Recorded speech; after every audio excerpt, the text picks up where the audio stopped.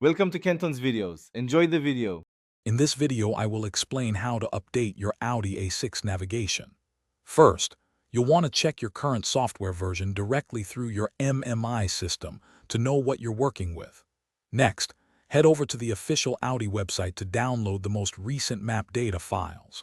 Make sure you have a reliable, high-quality SD card ready with at least 16 gigabytes of storage to transfer these files onto.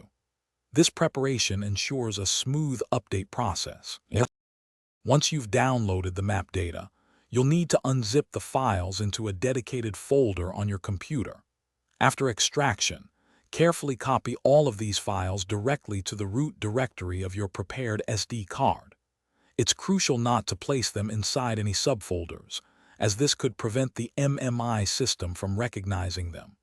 Always safely eject the SD card from your computer to avoid data corruption before proceeding. With your SD card ready, head to your Audi A6 and insert the card into one of the MMI slots, usually found in the glove compartment.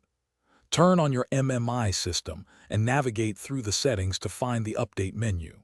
From there, you'll see options to start the navigation update. Simply follow the clear on-screen prompts to initiate the process, which typically takes about 45 minutes to an hour to complete.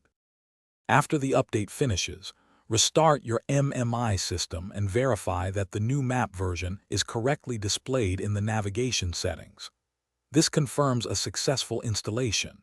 To keep your navigation system optimal, remember to regularly check for future map updates, perhaps once or twice a year, to ensure you always have the most current road information.